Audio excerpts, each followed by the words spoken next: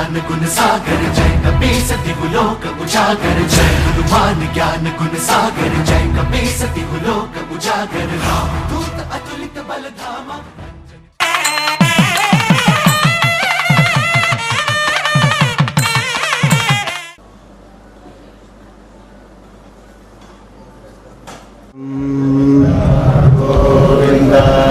हरे राम राम राम हरे हरे हरे राम राम राम हरे हरे हरे कृष्ण कृष्ण कृष्ण हरे हरे कृष्ण कृष्ण हरे हरे हरे राम राम राम हरे हरे राम राम हरे हरे हरे कृष्ण कृष्ण कृष्ण हरे हरे कृष्ण कृष्ण हरे हरे हरे राम राम हरे हरे राम राम हरे हरे हरे कृष्ण कृष्ण कृष्ण हरे हरे कृष्ण कृष्ण हरे हरे हरे राम राम हरे हरे राम राम हरे हरे हरे कृष्ण कृष्ण कृष्ण हरे हरे कृष्ण कृष्ण हरे हरे हरे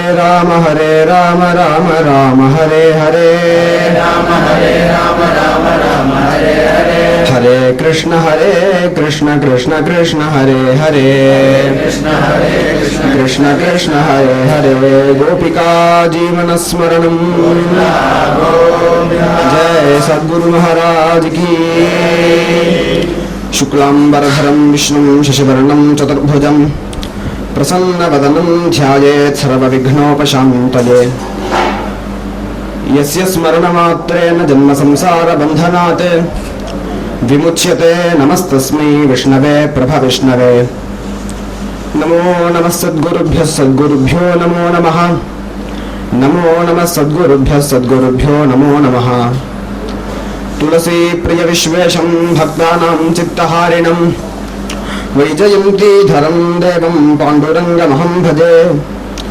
कारुण्यगुणसम्पन्नां काञ्चीभरणभूषितां भक्तशोकहरीं देवीं रुक्मिणीमातरं भजे। हरे रामेति कृष्णेति नाम संकीर्तनं सदा लोकक्षेमाय कुर्वन्तं प्रेमिकं सद्गुरुं भजे। कलिकालोचितं धर्मं नाम संकीर्तनात्मकं निर्णेतुमवतीर्णं तं प्रेमिकं सद्गुरुं भजे।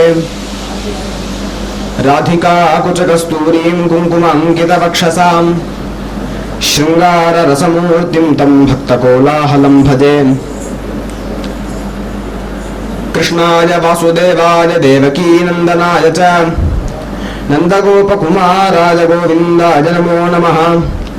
कृष्णाय वासुदेवाय हरये परमात्मने प्रणतः क्लेशनाशाय गोविन्दाय नमो नमः। वसुदेवसुतं देवं कंसचाणूरमर्दनं देवकी परमानन्दं कृष्णं वन्दे जगद्गुरुं। गोविन्दनाम संकीर्तनं भक्तमंडल की जय।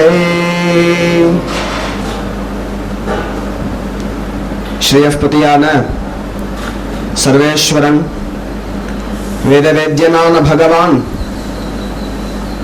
அவருடைய அவ்வியாஜ கிருபையினால நமக்கு இன்னைக்கு சத்சங்கம் அப்படிங்கறது அமைஞ்சிருக்கு. சத்சங்கத்துல இப்ப என்ன நடக்கிறது அப்படின்னா பகவத் குணகதா ஸ்ரவணம்.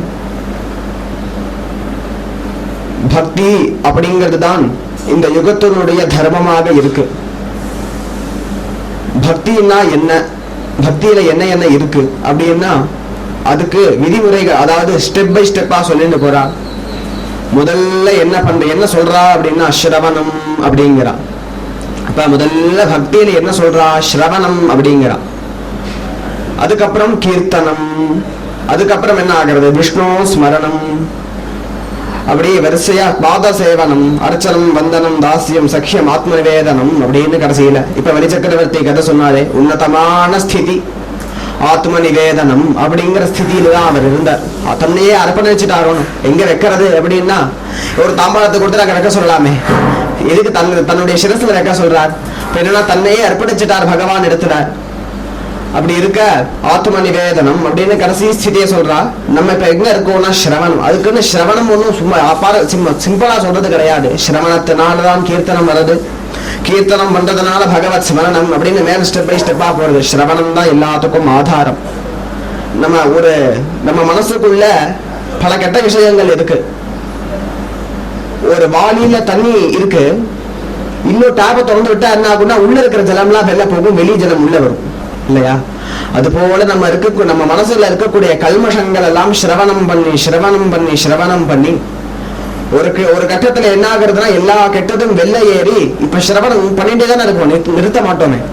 அப்ப என்ன ஆகுது, அந்த வாளியில இப்ப என்ன ஜலம் வருதோ தான் திருப்பி வெளில வரும். உள்ள இருக்கிற ஜலம் காலி இடத்துல திருப்பி வர ஜலம் வெளில வரும். அப்ப என்ன ஆகுறதுன்னா பக்திங்கிற கதாசிரவணம் நம்ம பண்ண கீர்த்தனமாக வெளில வரும். இப்படி பக்தி புங்கவமாக வெளில வர பகவத் ஸ்மரணை ஏற்படும், பகவத் பக்தி ஏற்படும். இப்ப இந்த யுக தர்மம் பக்தி அப்படின்றது இருக்கு. தியாயன் கிருதே யசன் யஜ்ஞைஹி திரேதாயாம் த்வாபரே ஸ்தயன் யதாப்னோதி ததாப்னோதி கலௌ சங்கீர்த்ய கேசவம். தியாயன் கிருதே அப்படிங்கிறார். கிருதயுகத்துல மகான்கள் வேதாந்தம் போன்ற பிரம்ம விசாரங்களும் பல வருஷ காலம் தபசு பண்ணி கொண்டு பகவான அடைஞ்சா. அடுத்தது எதன் யஜ்ஞைஹி அப்படிங்கிறா. எல்லாருக்கும் மதி குறைஞ்சிருத்த ஜனங்களுக்கு அந்த ஆத்ம விசாரம் பண்ற பக்குவம் வரமாட்டேங்கிறது. என்ன பண்றது அப்படின்னா கர்மயோகத்தினால யஜ்ஞோ வை விஷ்ணு அப்படின்னு வேதம், யஜ்ஞஸ்வரூபனான பகவான ஆராதனை பண்ணணும் அப்படின்னு ரிஷிகள்லாம் விதிச்சா. இப்ப என்ன யஜன் யஜ்ஞைஹி திரேதாஜாம் துவாபரேர்ச்சயன், துவாபர யோகத்துல அர்ச்சனை பண்ணு அப்படின்னா. ஏன் அர்ச்சனை அப்படின்னா யஜ்ஞம் பண்ணக்கூடியவா குறைஞ்சு போயிட்டா, யஜ்ஞம் பண்ணக்கூடிய ஸ்ரத்தைகள்லாம் பெருத்து. அப்படிங்கறதுனால என்ன ஆச்சுன்னா யஜன் யஜ்ஞைஹி திரேதாஜாம் துவாபரேர்ச்சயன், துவாபர யுகத்துல திருவாராதனம் போன்ற அர்ச்சனை முறைகள் எல்லாம் கொண்டு வந்தா. அதுக்கப்புறம் என்ன ஆகுறதுன்னா யதாப்னோதி ததாப்னோதி கலவு சங்கீர்த்திய கேசவம், கடைசியில கொண்டு வந்ததா கலியில சங்கீர்த்திய கேசவம், கேசவநாம சங்கீர்த்தனமே அப்படின்னு கொண்டு வந்துட்டா. அப்ப ஏன் இதை கொண்டு வந்துட்டான்னா ஒரு தேவ பூஜனம் கூட சுச்சி ருச்சியா பண்ணணும். குளிச்சுட்டு தன்னுடைய நித்திய நைமித்திக அனுஷ்டானங்கள் எல்லாம் முடிச்சு கொண்டு சுச்சியா காவேரி ஜலம் இங்க இருக்க எடுத்துட்டு வந்து பகவான் திருவாராதனம் பண்ணலாம், நிம்மதியா இருக்கும். இங்க ஒரு ருத்ரேகாதசி பண்ணணும் அப்படின்னா கூட இங்க 10 பேரா போய் காவேரியிலேயும் குழந்தை ஜனம் எடுத்துட்டு வந்துடலாம், பண்ணிடலாம், திருவாராதனம் பண்ணிடலாம். சரி, இதுவே பாம்பேல பண்ணணும் அப்படின்னா என்ன பண்றது? அங்க எங்க மடி ஜலம் கிடைச்சிருமா? மாடி மேல மாடி கட்டடத்துல பலவிதமான தீட்டுகள் இருக்கு. ஒரே நாளம் ஜலம் தான் அவா யூஸ் பண்ண சேஷம் நம்மளுக்கு பகவானுக்கு பண்ண முடியுமா? பகவானுக்கு திருவாராதனம் பண்ணணும் அப்படின்னா கூட ஆச்சமனம் பண்ணி கிழக்கு முழக்கமாவது உட்காந்துக்கணும். அந்த ஸ்ரத்த கூட நம்மளுக்கு இல்ல. இதெல்லாம் தீர்க்க தரிசையான விஷால மனசுடைய ரிஷிகள் முன்னாடியே தெரிஞ்சுட்டா. அதனால நீ ஆச்சமனம் பண்ணி கை கால் அலம்பக்கூடிய இதுக்கு அவசியம் கூட இல்லை. காலவேல நாம உச்சரித்தா நாஹி அப்படிங்கிறார் ஞானேஸ்வர மகாராஜ். ஹரிபாட் அப்படின்னு ஒரு பெரிய சித்தாந்தம் தான் சொல்லணும். பாண்டுரங்கன் பண்டரிபுரத்துல ஞானேஸ்வரராக அவதாரம் பண்ணார். பண்டரிபுரம் பக்கத்துல தேஹு அப்படிங்கிற ஒரு இடத்துல, தேஹுவோ ஆலந்தியோ, அங்க ஞானேஸ்வர மகாராஜாக அவதாரம் பண்ணார். ஞானேஸ்வரி அப்படிங்கிற ஒரு பெரிய கிரந்தம் எழுதினார். அது என்னதுன்னா பகவத்கீதையினுடைய வியாக்கியானம். பல பேர் பகவத்கீதைக்கு வியாக்கியானம் பண்ணியிருக்கார். அது எந்த பாஷைன்னா மராட்டி பாஷையில எழுதியிருக்கார். அந்த பாமர ஜனங்களுக்கு புரியும். பாமரன் முதல் பண்டிதன் வரை பகவான் அனுஷ்டானம் பண்ணிதான் ஆகணும். வைகுண்டம் புகுவது மன்னவர் விதியே அப்படின்னு. இப்ப எல்லாரும் வைகுண்டம் போய்தான் ஆகணும். எந்த ஜீவன் லோகத்துல அவதரிச்சுட்டானோ, லோகத்துல பிறந்துட்டானோ, அவனுக்கு ஏதாவது ஒரு எண்டிங் பாயிண்ட், ரன்னிங் ரேஸ்னா ஒரு பினிஷிங் கோடு இருக்கணும். பினிஷிங் கோடு என்னன்னா வைகுண்டம், பகவத் சரணம் தான் பினிஷிங் கோடு. வைகுண்டம் போனதுக்கு அப்புறம் நித்திய சூரியா ஆயிடுவோமே நம்ம. அப்ப எவ்வளவு பேர்கள் எந்தெந்த ஸ்திதியில அந்த ஸ்திதி அடையிறா, எவ்வளவு பேர்கள் எந்தெந்த ஸ்திதியில வைகுண்டம் போறா. சில பேருக்கு பிறந்த ஒரு 3 ஜென்மத்துல கிடைச்சிடும், சில பேருக்கு பல கோடி ஜென்மம் ஆயம் கிடைக்காது. அப்ப இதுக்குன்னா சுலபமான வழி இந்த கலியுகத்துல சாத்தியமே இல்லை. எவ்வளவு பெரிய புண்ணியாளா இருந்தாலும் கலியுகத்துல பிறந்துட்டா மாட்டின் முடிச்சுதான் ஆகணும். அப்ப என்ன பண்றா ரிஷிகள்லாம் கலவு சங்கீர்த்திய கேசவம் கலி கல்மஷ சித்தானாம் பாபத்ரவியோபஜீவினாம் விதிக்கிரியா விஹீனானாம் கதிர் கோவிந்த கீர்த்தனம் அப்படின்னு தான் சொல்றா. கலியினுடைய சிறப்பு என்னன்னா கல்மஷ சித்தம், எல்லாத்துக்கும் கல்மஷ சித்தம் கொடுக்கறதா கலியினுடைய வேலை. கலவு கல்மஷ சித்தானாம். நம்மள்கிட்ட இருக்கக்கூடிய திரவியங்கள்லாம் பாப திரவியம் இல்லையா? பாப திரவியத்தினால ஜீவிச்சுட்டு இருக்கோம். நம்ம விதி கிரியைகள்லாம் மீறோம். ஆச்சமனம் பண்ண பாத்ரூம் நாப்சூர்லாம் போயிட்டு வந்துட்டோம்னா, சௌச்சாலயம் எல்லாம் போயிட்டு வந்துட்டோம்னா ஆச்சமனம் பண்ணணும். நித்திய சந்தியாவனம் பண்ணணும். நித்திய சந்தியாவனம் கூட நம்மளால பண்ண முடியல. பண்ணணும்னு நினைச்சாலும் முடிய மாட்டேங்கிறது. காலையில 8 மணிக்கு தான் எழுந்துக்க முடியறது, 5:30 மணிக்கு எழுந்துக்க முடியறதோ இல்ல. அப்ப விதிக்கிரியைகளை நம்ம மீறிடுறோம். அப்ப எல்லாருக்கும் என்னன்னா திரௌபதி போல கோவிந்தான கையை தூக்கின்னு கத்த வேண்டியதுதான். பகவான் நம்மளை ரட்சிப்பான். கஜேந்திரனை ரட்சிச்ச பகவான் நம்மளை ரட்சிக்க மாட்டானா? கண்டிப்பா ரட்சிப்பான். திருப்பானாழ்வாரை ஏத்துட்டு பகவான் நம்மளை ஏத்துக்க மாட்டானா? கண்டிப்பா ஏத்துப்பான். அப்ப கதிர் கோவிந்த கீர்த்தனம். கோவிந்த கீர்த்தனமே நம்மளுக்கு கதி. இதுதான் பாகவத தர்மம். கலியுகத்திலையும் இதுதான் தர்மமாக இருக்கு, யுக தர்மமாக இருக்கு. சரி, பல அக்னிஹோத்திரிகள் இன்னும் இருந்துட்டு இருக்கா, பல யஜ்யங்கள்லாம் நடந்துட்டே இருக்கு. யஜ்யோமை விஷ்ணு யஜ்ஞாராதனம் பகவான் அப்படியும் ஆராதிச்சுட்டே இருக்கா. திரவிய லோபங்கள்லாம் இருக்கு. அது கூட வேண்டாம், மாத்திரம் ஒரு சுதர்சன ஹோமம், சுதர்சன பிரீதிக்காக ஒரு ஹோமம் பண்றோம். பகவான பிரீதி அடைகிறதுக்காக புருஷ சூக்த ஹோமங்கள்லாம் பண்றோம். அதுல கடைசியில ஆஜ்யஹீனம் ஆஜ்யலோப திரவியலோப நியூன அதிரிக்த விதி விஸ்மிருத விபர்யாச பிராயஷ்சித்தா சங்கல்ப பிராயஷ்சித்தா ஹுதிம் ஹோஷ்யாமி அப்படி என்ன பிராயஷ்சித்தம் பண்றோம், அதோ இதே தவறோட ஆஜ்யலோபம் திரவியலோபத்தோட திருப்பி பிராயஷ்சித்தம் பண்றோம். அப்ப பிராயஷ்சித்தமும் தவறாவே நடக்கிறது. அப்ப என்ன பண்றதுன்னா கடைசியில மந்திரஹீ கிருஷ்ண கிருஷ்ணா மந்திரஹீனம் கிரியாஹீனம் பக்திஹீனம் ஜனார்தன யத்கிருதம் து மஜாதேவ பரிபூர்ணம் ததஸ்தே பிராயஷ்சித்தான்யசேஷானி தவः கர்மாத்மகானி வை யானி தேஷாம் அசேஷானாம் கிருஷ்ணானுஸ்மரணம் பரம். கிருஷ்ண கிருஷ்ணா கிருஷ்ண கிருஷ்ணா கிருஷ்ண கிருஷ்ணா சொல்லு. அப்ப யஜ்யம் பண்ணாலும் கடைசியில கொண்டு வந்து இந்த கலியுகம் எதுல நிறுத்தது? பகவத் பக்தியில, பகவன் நாம ஸ்மரணையில நிறுத்தது. பகவன் நாம ஸ்மரணை கடைசியில பண்ணிதான் ஆகிறோம். அதோட முடியல. கடைசியில காயேன வாசா மனசேந்திரியேர்வா புத்தியா ஆத்மனா வா பிரகிருதேஹ ஸ்வபாவாத் கரோமி யத்யத் சகலம் பரஸ்மை நாராயணாயேதி சமர்ப்பயாமி. நாராயணார்ப்பணம் பண்றோம். ஒரு குழந்தை எழுதி அம்மாட்ட கொண்டு போய் காட்டா, இந்த இல்லுக்கு இந்த இல்லு போடணும், ஒரு இட்டு விட்டு போயிடுது அப்படின்னு எல்லாத்தையும் திருத்திட்டு என்ன பண்றா, அதுக்கு ஒரு மார்க் போட்டு குழந்தைகிட்ட கொடுத்துடுறான். அது போலதான் நம்ம பகவானுடைய குழந்தை தானே. நம்ம சிருஷ்டி பண்ணது பகவான். அப்ப நம்ம என்ன கர்மா பண்ணாலும் அதை பகவான் நாம ஸ்மரணையோட பகவான் அர்ப்பணம் பண்ணிட்டோம் அப்படின்னா அதை வாங்கிப்பான் பகவான். இருக்கிற எல்லா தோஷத்தையும் நீக்கி அதுக்கு ஒரு நல்ல மார்க்கா போட்டு தன் இடத்துல சேர்த்தப்பார். ஏதாவது ஒண்ணு பண்ணி இந்த இடத்துல வாங்கோ அப்படின்னு தானே பகவான் ஆசைப்படலாம். எந்த அப்பாவும் தன்னுடைய பையன் நாசமா போகணும்னு நினைக்கிறது கிடையாது. துஷ்ட பையனா இருந்தாலும் வெட்கப்படுவாரே தவிர தான் பையன் நாசமா போகணும்னு ஒரு காலம் ஒரு பையனும் ஒரு அப்பாவும் நினைக்க மாட்டான். அப்ப பகவான் நீ துஷ்டனா இருந்தாலும் நாமஸ்மரணை பண்ண இந்த இடத்துல சேரு, இந்த ஜென்மம் விட்டு அடுத்த ஜென்மம் அப்படின்னு இருக்கும். ஆனா நமக்கு இந்த ஜென்மம் மனுஷ ஜென்மா கிடைச்சிருக்கு. 2 கண்ணு தெரியறது, 2 காது கேட்கறது, மூக்கு சுவாசிக்கிறது, வாய் நல்லா ருச்சி தெரியறது, வாய் பேச முடியறது, முதல்ல பேச முடியறது, பகவானுடைய ஸ்மரணை கிடைக்கிறது, 2 கால் இருக்கு, 2 கை இருக்கு, வசதிகள்லாம் வேற இருக்கு. இங்கேயே திடீர்னு பத்ராச்சலத்துல ஒரு உபன்யாசம், ஹரித்வார்ல ஒரு உபன்யாசம் அப்படின்னா கூட ஃபிளைட்டை பிடிச்சு போயிட முடியாது. விவசாய இல்லைனாலும் இந்த ஊர்ல யூடியூப்ல எல்லாம் கூட வருது. இப்ப இவ்வளோ வசதிகள் இருக்கும்போது பகவத் ஸ்மரணை விட்டுறக்கூடாது. இந்த ஜென்மம் அடுத்த ஜென்மம் கிடைக்கும்னு பார்த்துட்டோம்னா அடுத்த ஜென்மம் யாரா பரப்போம்? புனரபி ஜனனம் புனரபி மரணம் புனரபி ஜனனி சட்டரேசனம் இவ்வளோ வாட்டி இருக்கிறது. அப்ப என்ன ஜென்மம் கிடைக்கிறதோ அந்த ஜென்மம் பகவத் ஸ்மரணையோட போக்கிடணும்.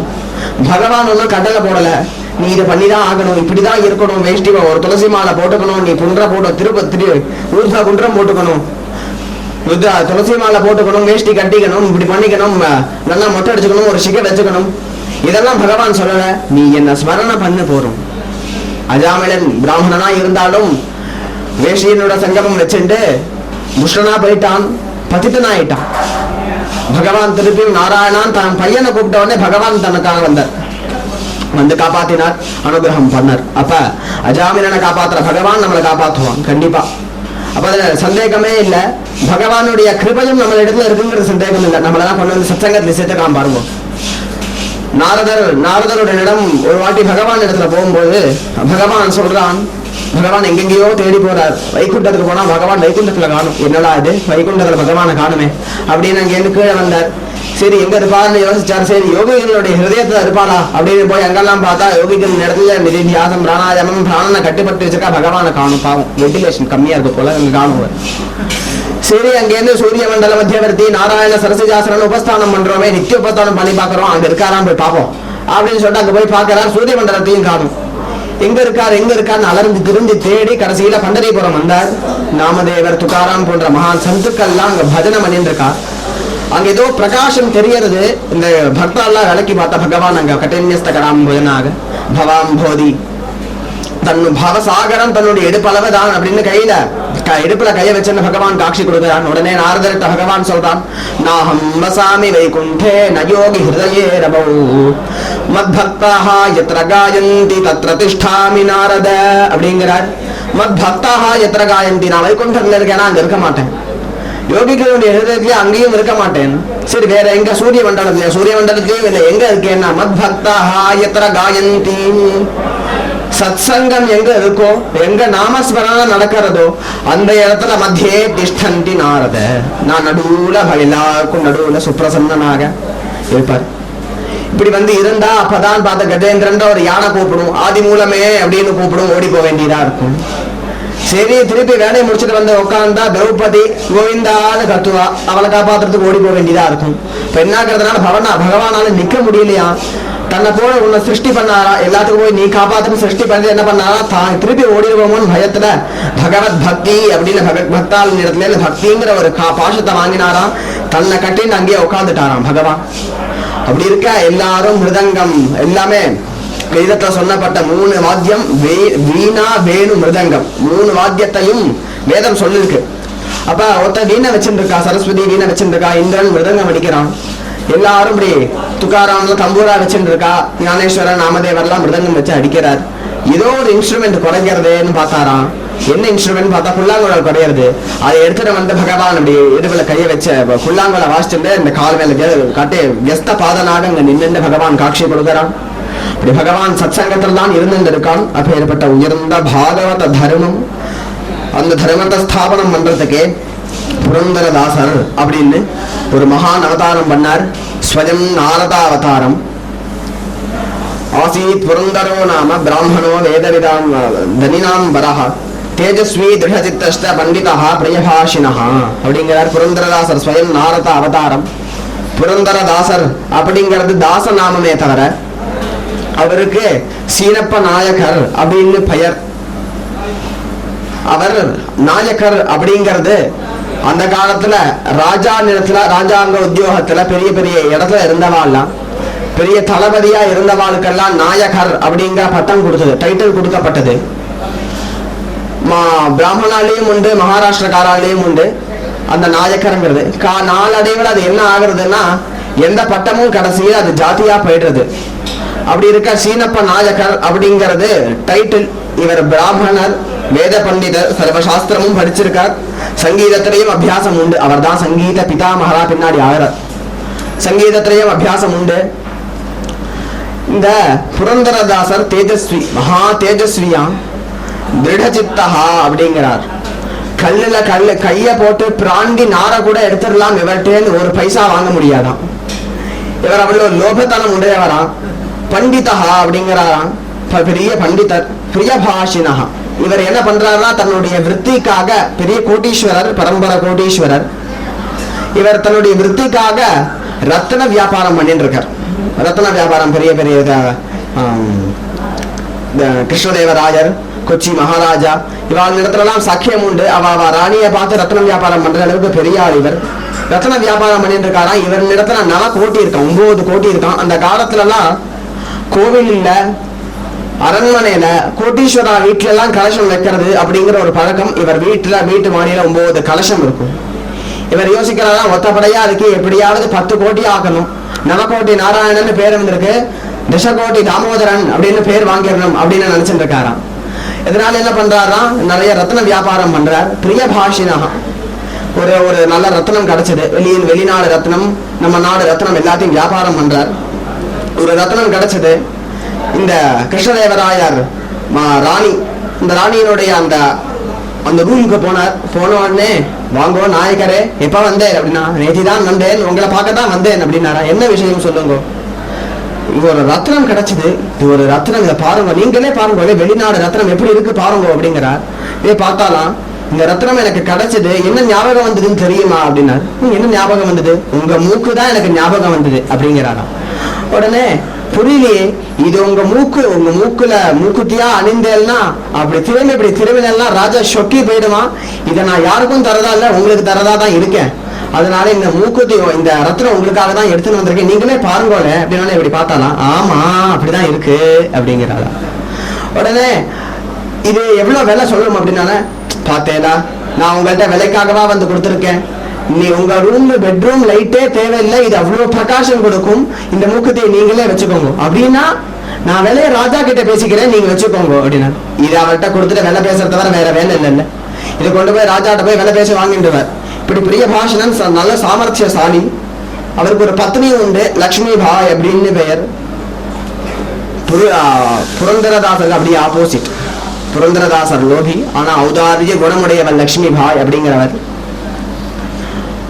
லட்சுமி பாய் என்ன பண்றா அப்படின்னா, ஆத்துக்காரர்கிட்ட பேசுறா, என்னென்னமோ சொல்லி பாக்குறா, எதுக்கு பூத்தம் காக்கிற மாதிரி அது காத்துட்டே இருக்கேன், என்னமோ பண்றேன், உள்ள போறேன், என்னையும் தள்ளி போக சொல்றேன், கதவை தாப்பா போடுறேன், மணிக்கணக்கா உள்ளே உட்கார்ந்து இருக்கேன்,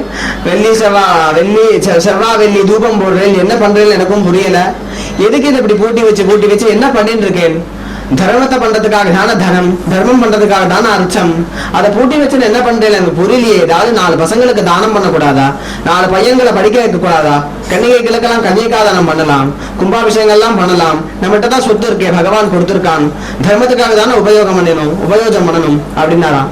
போடி பைத்தியக்காரி, நம்மகிட்ட எங்கடி இருக்கு சொத்து, எல்லாம் பேங்க்ல இருக்கு அப்படிங்கிறாராம்.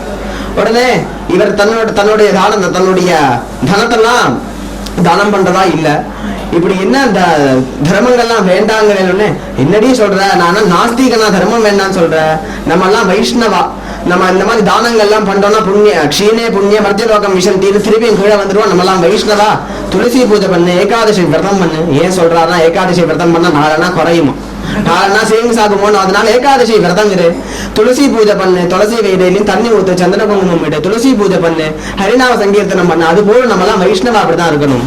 வைஷ்ணவா அப்படின்னா விஷ்ணு பக்தாலாம் வைஷ்ணவா, அவர் மாத்வர். வைஷ்ணவா அப்படின்னா பரம்பரையாவே விஷ்ணு பக்தா, அதனால வைஷ்ணவா அப்படின்னு சொல்லுவா. நாமெல்லாம் வைஷ்ணவா, துளசி பூஜை பண்ணு அப்படின்னு லட்சுமி பாய் சந்தோஷப்பட்டாலாம். இதுல என்ன சந்தோஷம் இருக்குன்னா, அந்த காலத்துல எல்லாம் ஹரிபக்தி கூட பண்ணக்கூடாது, அப்படி சொல்லக்கூடிய ஆத்துக்காரெல்லாம் இருக்கலாம். ஹரே ராமனா வாய மூடு அப்படின்ட்டுருவாலாம். அப்படி இருக்கக்கூடிய ஆத்துக்காரெல்லாம் இருக்கும்போது புரந்தரதாசர் எதுவாவது பண்ண சொல்றாருன்னு சந்தோஷப்பட்டேன்டா. நித்தியமும் லட்சுமி தேவியின் துளசி தேவியின் இடத்துல பிரார்த்தனை பண்ணுவா, அம்மா துளசி, நீ தானே எனக்கு தர்மம் பண்ணணும் அப்படிங்கிற எண்ணத்தை கொடுக்கற, நீயே எல்லாத்தையும் கொடுக்கற, தனத்தையும் கொடுக்கற, என்னுடைய ஆத்துக்காருக்கு அந்த எண்ணத்தை கொடுக்கப்படாதா, என் ஆத்துக்காரர் ஒரு தான தர்மம் பண்ண மாட்டாரா, நானும் தான தர்மம் அவரும் தான தர்மம் பண்ணணும்னு நினைக்கிறா, தன்னுடைய ஆத்துக்காரன் இடத்துல இருக்கிற பயத்தினால பண்றது இல்ல, என்னையும் பண்ணவை, என் ஆத்துக்காருக்கு தர்ம சிந்தனை கொடு, அவர் எப்போதும் இப்படியே இருக்காரு, எப்ப மாறுவார், நீ தான் எனக்கு கிருப்ப பண்ணணும் அப்படின்னு துளசி தேவி இடத்துல நித்தியமும் பிரார்த்தனை பண்றா அழுதுண்டு. இந்த புரந்தரதாசர் ஒரு வேலை நித்தியமா ஒரு வேலை இருக்கணும்ல, இவர் அடிக்கடி ஊருக்கு போவார், அது பார்ட் டைம் ஜாப்பா இருக்கு. இவர் நித்தியமா ஒரு ஜாப் காஷி கடை ஒண்ணு வச்சிருக்கார், அந்த அடமானம் வைக்கிறது, மாமூல் அந்த மாதிரி எல்லாம் வெள்ள ரத்னம் விற்கிறது, அதெல்லாம் ஒரு காஷி கடைங்க வச்சிருக்காரு. காலமே எழுந்து ஷட்டர் ஓபன் பண்ணி ஒரு திண்டை அங்க கல்லாப்பட்டி ஒண்ணு இருக்கு, அந்த திண்டை போட்டு திண்டுல சாஞ்சன் சம்மன் உட்கார்ந்து இருக்காரு. ஒரு பிராமணர் வந்து அங்க வந்து புரந்தரதாசர் பக்கத்துல உட்கார்ந்தார். ஆஹா, கடை ஓபன் பண்ண உடனே ஒரு நல்ல ஒரு வாங்குறவன் ஒருத்தன் வந்துட்டான் அப்படின்னு நினைச்சார். ஏதோ துண்டுல முடிஞ்சிருக்கார், முடிஞ்சு அவுத்துண்டே இருக்கார், அவுத்த பாடு கிடையாது. இவங்க இதையும் கவனிக்கிறார், அப்படியே வேடிக்கையும் பாக்குறார். ஒரு அப்படியே அவுத்தார்னா உள்ள மஞ்ச அக்ஷத்தை இது பாக்குறாரு. கையில எடுத்துட்டு சதா ஜஸ்வா ஹேத்யா அப்படின்னாரு. இவர் கையை காட்டவே இல்லை. இவருக்கு ஏன் வந்திருக்காருன்னு தெரியும். இவர் நம்ம கையை காட்டிட்டோம்னா கைக்கு முன்னாடி நோட் புக் எடுத்துருவாலாம் வசூல் பண்றதுக்கு, பேரை முன்னாடியே எழுதி வச்சிருப்பா. உடனே இதை வாங்கிக்கோ நாயக்க மகாசேரே, இந்த அக்ஷதையை வாங்கிக்கோங்க, உங்களுக்கு நல்ல லாபம் கிடைக்கும், ஆரோக்கியம் கிடைக்கும், இந்த அக்ஷதையை வாங்கிக்கோங்க அப்படின்ன உடனே ஆரோக்கியம் லாபம் தானா, உன் தலையிலே போட்டுக்கும், உனக்கே ஆரோக்கியம் லாபம் எல்லாம் கிடைக்கட்டும் அப்படின்னாரா. உடனே அப்படி சொல்லக்கூடாது, நீங்க குபேரனுக்கு சமமாக இருக்கேன், நீங்க தானப்பிரபு கருணன் மகானுபாவன், நீங்க கொடுக்காம இருக்கலாம் அவனு எவன் சொன்னா அப்படின்னாராம். சில பேர் அந்த கர்ணங்கிற பேருக்காக ஆசைப்படுவார். இந்த புரந்தரதாசர் அதுக்கு கூட ஆசைப்பட மாட்டாராம். அவர் அந்த தானம் பண்ணவே மாட்டாராம், கனவுல கூட தானம் பண்ண மாட்டார் அப்படிங்கிற அந்த பெயருக்கும் இவர் ஆசைப்படுறது இல்லை. நீயே போட்டுக்கும் முதலில் அக்ஷதைய, நான் வாங்கிக்கிறதா இல்லை அப்படின்னாராம். நீங்க பெரிய கோட்டீஸ்வரன், நீங்க நினைச்சா மற்ற கல்யாணத்தையும் நடத்தி விடலாம், அதனால எனக்கு கொஞ்சமா கொடுங்க, நான் உங்களால முடியல, சூழ்நிலை சந்தர்ப்பம் சரியில்லை அப்படின்னா கூட பாதி கொடுங்க, அப்புறமா வந்து மீதி வாங்கிக்கிறேன். இதுல ஒரு நியாயம், உங்கள்கிட்ட வாங்கி மீதி இருக்கிறவாட்ட வாங்கினா உங்களுக்கு அகௌரவம், நீங்க என்கிட்ட கொடுத்துருங்கோ அப்படின்னு சொல்லி கேட்டாராம். இவர் கொடுக்கறதா இல்லவே இல்லை. போவையா போ, இங்க இருக்கக்கூடாது, எனக்கெல்லாம் பழக்கம் இல்லை, கிளம்பும் அப்படின்னாராம். இவர் கிளம்புற பாடு இல்லை, இவரும் கொடுக்குற பாடு இல்லை, அவரும் கிளம்புற பாடு கிடையாது. இப்படியே உட்காந்துட்டார் அங்கேயே. என்ன பண்றதுன்னு தெரியல, அங்கேயே உட்காந்துருக்காரு. 10 மணி ஆச்சு, 11 மணி ஆச்சு, 12 மணி ஆச்சு. உடனே அன்னைக்குன்னு பார்த்து சோதனையா ஒரு கஷ்டமா வரல. அங்க புரந்தரதாசர் இவன் அபசகுணமா வந்து உட்காந்துருக்கான். இங்க இவன் கிளம்பினாதான் கஷ்டப்படலாம் வருவாளோ அப்படின்னு நினைச்சுட்டு என்ன பண்ணான்னா, அங்க 2 ஆள் வேலைக்கு வச்சிருக்கான். டே யாரா இங்க வாங்கடா அப்படின்னாரா. 2 பேர் வந்தாலும் தடி மாடாட்டம் 2 பேர் இருக்காலாம். போய் அந்த பெரியவரை அடிச்சு துரத்து, அடிராவன சமதையா அடி அடி எழுந்துடுறான். என்ன முடிஞ்ச பேந்து பாக்குற, அடிராவன அப்படின்னாராம் அவரு. உடனே இவன் அடிச்சுட்டான்.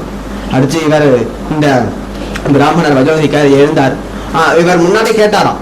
என்ன கேட்டாருன்னா, நீ எப்போ இங்க உட்காந்துருக்கோ, நீ இவ்வளவு நேரம் உட்காந்து நான் கொடுக்கறதா இல்லை அப்படின்னாராம். நீ எப்ப கொடுக்கறதா இல்லையோ ஒன்று நான் வாங்காம போறதா இல்லைன்னு இவருக்கு கோபம் கூப்பிட்டு அடிச்சு விட்டார். இவர் எங்கேருந்து எழுந்து கிளம்பினார்.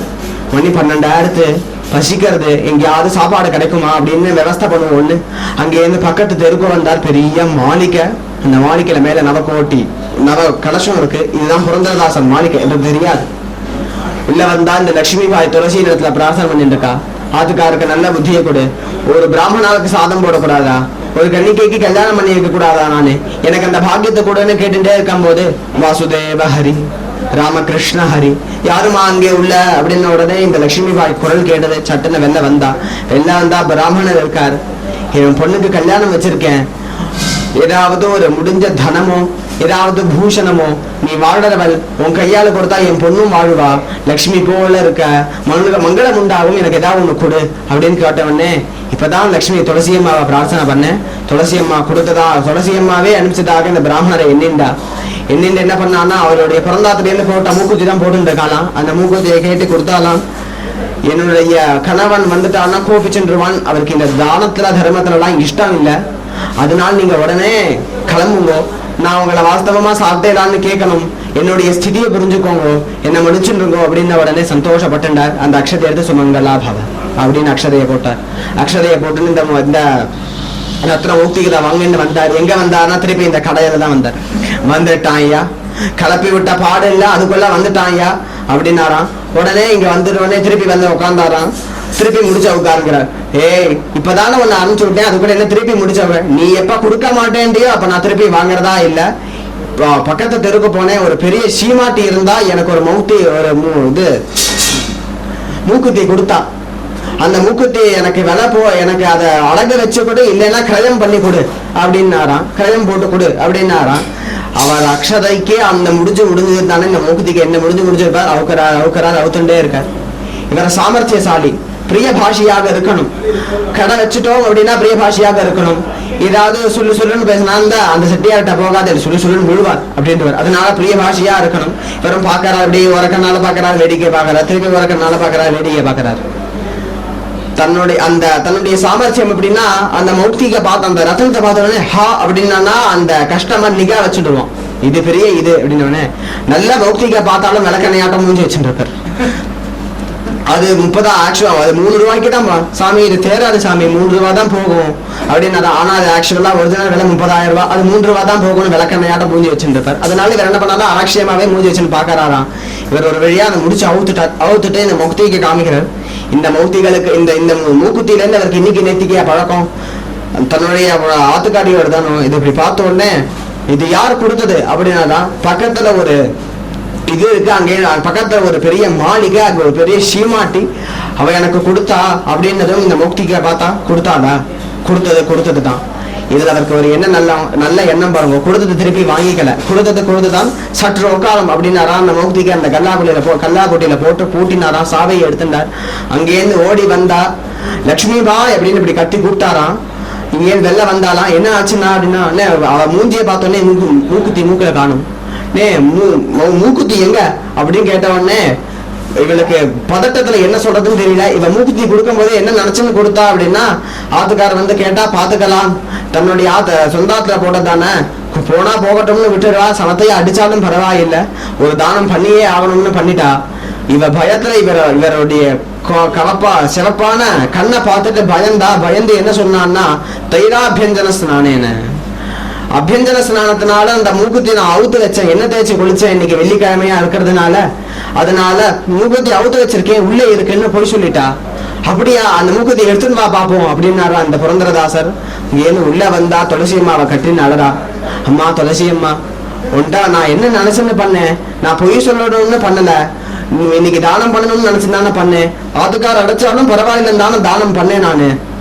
ஆனா இப்படி நேர்ந்துட்டு நான் என்ன பண்றது, ஒரு பத்திக்கு தெரியாம ஒரு பத்தி சத்திய இடத்துல போய் சொன்னதா, பத்தின இடத்துல போய் சொன்னதா ஆக்கிட்டியே என்ன. இப்ப நான் என்ன பண்ணுவேன், இந்த தானம் இந்த பொய் சொல்றதுக்காக தான் இந்த தானம் பண்ணேனா அப்படின்னு இந்த துளசியம்மா கட்டேன அழறா. துளசியம்மா நீ தான் என்னை காப்பாற்றணும் அப்படின்னு அழுதுண்டே இருக்கும் பொழுது என்ன ஆச்சுன்னா, அந்த மூக்குத்தி திடீர்னு கையில கிடைச்சுதான். என்ன கையில கிடைக்கிறதுன்னு பார்த்தா அந்த மூக்குத்தியாம். உடனே அங்கேயிருந்து எடுத்துன்னு வந்து புரந்தரதாசன் இடத்துல கொண்டு வந்து கொடுக்குறார். இப்படி பார்த்தாராம். உடனே இந்த மூக்குத்தி பார்த்த உடனே திருப்பி இந்த மூக்குத்தி எடுத்து திருப்பி அந்த கடைக்கே வரார். வந்தா பிராமணனை காணும். இவ்வளவு 3 மணி நேரம் கல்லுண்ணி மங்கனாட்டம் அங்கேயே உட்கார்ந்தவன் பிராமணனை காணும். கல்லாக்குட்டி வந்து பார்த்தா மூக்குத்தியை காணும். உடனே அங்க இருக்க வேலையாள்கிட்ட கேட்டா, எங்கடா அந்த பிராமணன், நீங்க போன கொஞ்ச நேரத்திலேயே கிளம்பிட்டாரு, இவ்வளவு நேரம் திட்டுக்கல்லி மங்கனாக இங்க உட்கார்ந்தவன் இப்ப காணா போயிட்டானேன்னு நினைச்சார். அங்கேருந்து லட்சுமி பாய் இடத்துல வந்தா. லட்சுமி பாய் உண்மைய சொல்லு, அந்த பிராமணன் யாரு, இந்த மூக்குத்தி எப்படி உனக்கு கிடைச்சது அப்படின்னு கேட்ட உடனே லட்சுமி பாய் எழுதுண்டே சொல்றா, நீங்க கேட்ட ஒரு பயத்தினால நான் சொல்லிட்டேன், அவர் வந்து கேட்டார், நான் கொடுத்துட்டேன், அப்புறம் நான் போய் சொல்லிட்டேன் அப்படின்ன உடனே, இது நீங்க முன்னாடியே என்கிட்ட சொல்லல அப்படின்னு உடனே பயத்தினால சொல்லிட்டேன் அப்படின்னு சொல்லிட்டு யோசிக்கிறார். இந்த பிராமணன் யாரு, இவ்வளவு நேரம் வந்து உட்காந்தா மூக்குத்திக்கு இப்படி யோசிச்சுட்டே மூக்குத்தி இப்படி திருப்பி பாக்கறாராம்.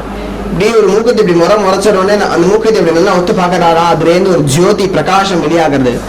இந்த பிரகாசத்திலேருந்து க்ஷீராப்தி தெரியறது. க்ஷீராப்தியில பகவான் பள்ளி கொண்டு இருக்கார். நாரதரை கூப்பிட்டு இந்த கலியுக தர்மமான பக்தி தர்மத்துல கீழே போய் நிலைநாட்டும் அப்படின்னு ஆக்ஞை கொடுக்க நாரதர் கேட்கிறார்.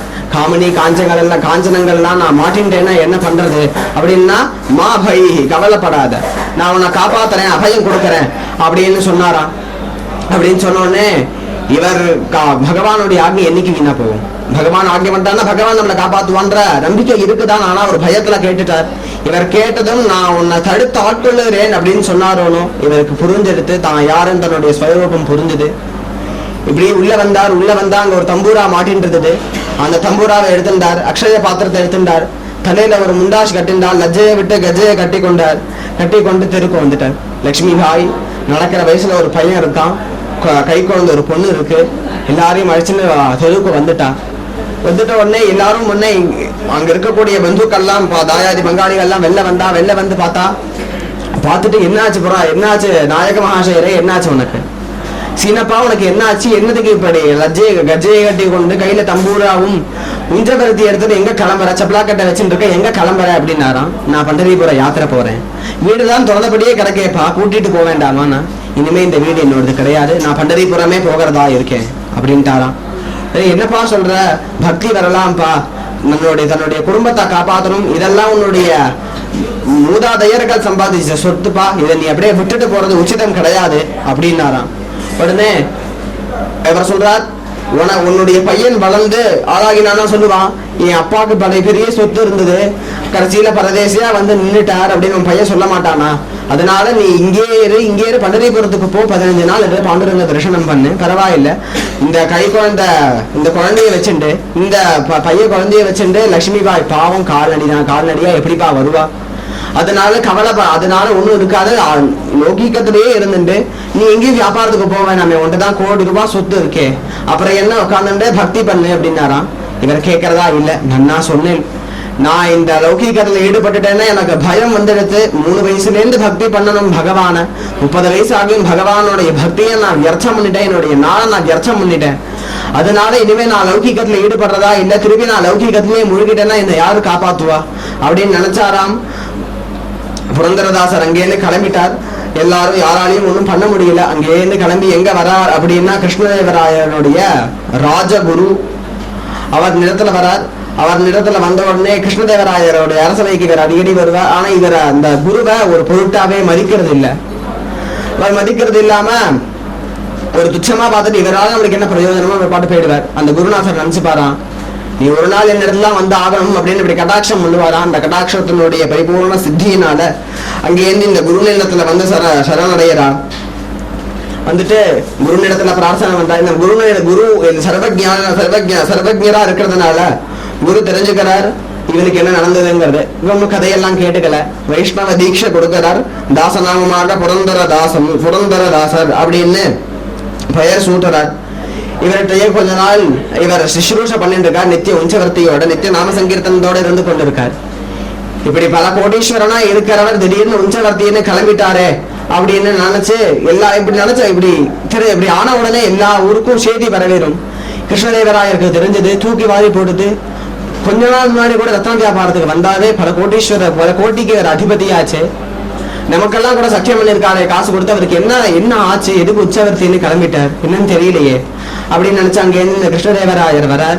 கிருஷ்ணதேவராயர் வந்தா இந்த புரந்தரதாசர் உச்சவர்த்தியெல்லாம் எடுத்துக்கொண்டு பகவான் நாம சங்கீர்த்தனம் பண்ணி கொண்டு உட்கார்ந்துட்டு இருக்கார்.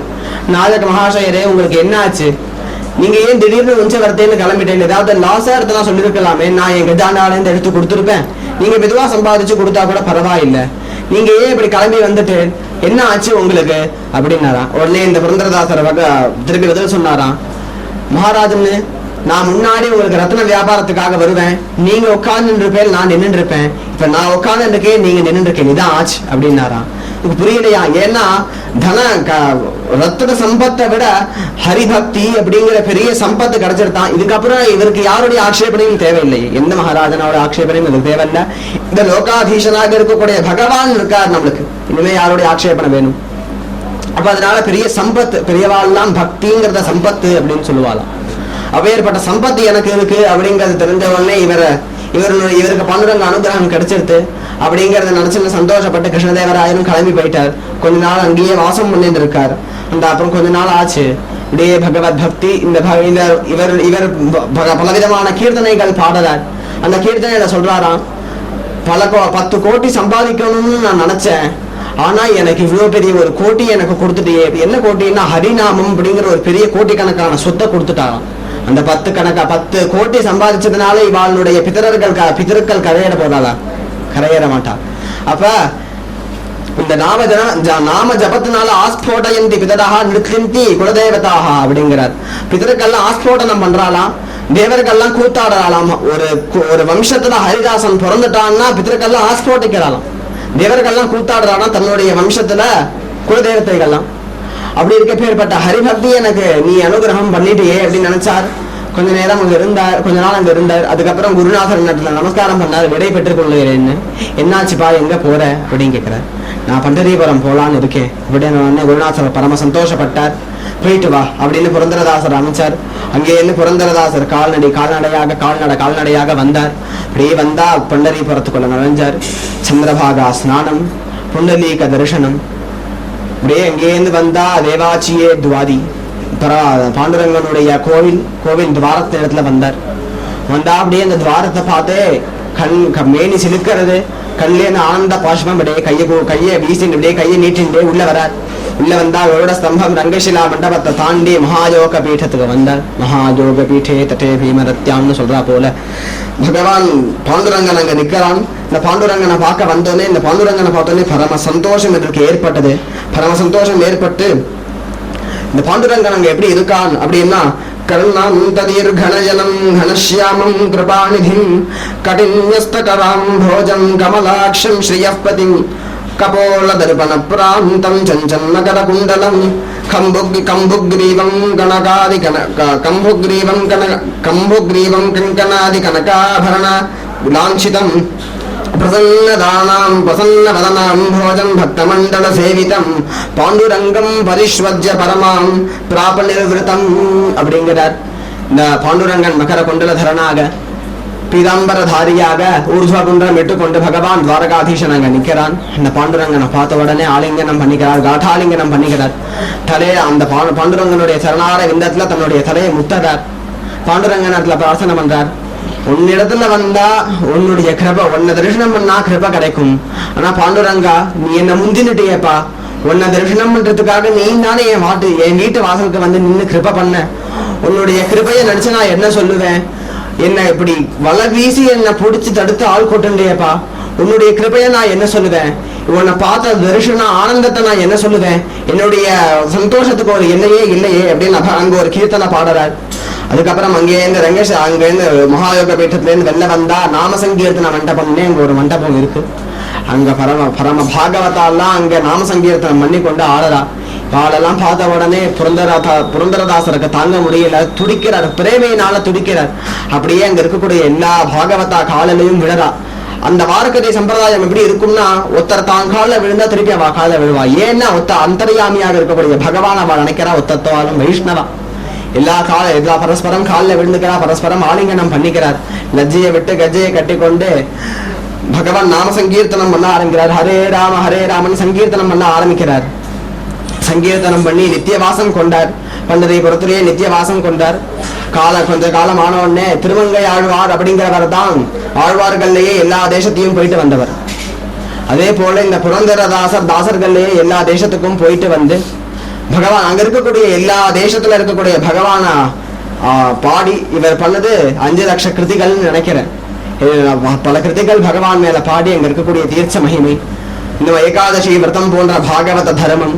பாரதம் படிச்ச வாழ்க்கை பாரதம் தெரியும், பாகவதம் படிச்ச வாழ்க்கை பாகவதம் தெரியும், ராமாயணம் படிச்ச வாழ்க்கை ராமாயணம் தெரியும், வேதாந்தம் படிச்ச வாழ்க்கை வேதாந்தம் தெரியும். இந்த புரந்தரதாசனுடைய கீர்த்தனைகள் எல்லாம் படிச்ச வாழ்க்கை என்ன தெரியும்னா அத்தனையுமே தெரியுமா, எல்லாத்தினுடைய சாரத்தையும் கரைச்சு தன்னுடைய கீர்த்தனைகளை எழுதிட்டார். கர்நாடிக் மியூசிக் அப்படின்னு அசூயப்பட்டு சொன்னா கூட கர்நாடிக் மியூசிக் பிதாமகர் இவர் தானே. அப்பேற்பட்ட கர்நாடிக் மியூசிக்கை இவர் தான் ஏற்றினார். மியூசிக் ஏற்றினார்னு என்ன அர்த்தம்னா அந்த மியூசிக்கை அபிவிருத்தி பண்ணார். பின்னாடி தியாகராஜர் தான் வளர்க்கிறார். ஆனா தியாகராஜருக்கே தன்னுடைய அம்மா சின்ன வயசுல, தியாகராஜனுடைய அம்மா சின்ன வயசுல புரந்தரதாசர் கீர்த்தனையை சொல்லி கொடுத்து வளர்த்தாலாம். அதனால்தான் தான் கீர்த்தனையை எழுதுறேன் அப்படிங்கிற மாதிரி சரித்திரம்.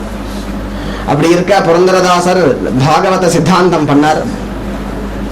அவருடைய பையனுக்கு மத்வபதினு பெயர். அந்த பையனுக்கு உபநயனமும் ஆச்சு, கல்யாணமும் பகவானே பண்ணி வச்சான். அவருக்கு ஒரு குமாரி உண்டு, அந்த குமாரிக்கும் அவனே கல்யாணம் பண்ணி வச்சான்.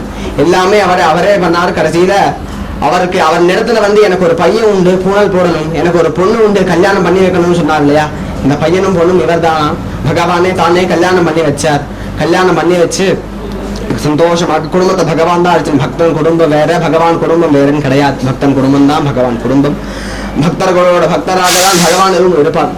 அப்படி இருக்க பகவான் ஆராதனம் பண்ணிக்கொண்டே புரந்தரதாசர் கொஞ்ச காலம் இருந்து எல்லாருக்கும் பாகவத தர்மத்தை தன்னுடைய அவதார காரிய கிரமங்கள்லாம் முடிச்சு கொண்டு திருப்பி பகவத் சரணத்தையே சேர்ந்தார். அப்பேற்பட்ட பாகவத தர்மம், பகவத் ஸ்மரணம் இன்னைக்கு கிடைச்சிருக்கு. அந்த மகான்கள்லாம் இன்னைக்கு விதைச்சு வளர்த்ததுனாலதான் இன்னைக்கு ஒரு சின்ன கிளையில ஒரு இலம் உழைக்கிறோம். அப்பேற்பட்ட வேறவா போட்டிருக்கா. என்ன கல்மஷம் என்ன பண்ணாலும் ஒண்ணும் ஆகாம இன்னும் மேல பாகவத தர்மம் வளரும் அப்படின்னு பகவானும் நம்மளுக்கு வளர்த்துட்டே இருக்கார். இப்ப இவ்வளவு பேர் இருக்கா. இந்த மாதிரி பல இடத்துல பல பிரவசனங்கள் நடக்கும், பல பாகவத தர்மம் நடக்கும். நாஸ்திகம் இருந்தாலும் ஆஸ்திகம் வளர்ந்துட்டே இருக்கு. அப்ப பகவானுடைய அனுகிரகம் கண்டிப்பாக நம்மளுக்கு இருக்குன்னு தெரியறது. பகவத் அர்ப்பணத்தோட இந்த புரந்தரதாச சரித்திரம் அப்படிங்கறத முடிச்சு கொள்கிறேன். காயேன வாசா மனசேந்திரியேர்வா புத்தியாத்மனா வா பிரகிருதே ஸ்வபாவாத் கரோமி யத்யத் சகலம் பரஸ்மை நாராஜனாஜேதி சமர்ப்பயாமி. அபராத சஹஸ்ரம் மே மனோவாக்காய கல்பிதம். தீனவத்சல கோவிந்த க்ஷமஸ்வ புருஷோத்தமா. கோவிந்த நாம சங்கீர்த்தனம். புரந்தரதாச மகாராஜ் கீ.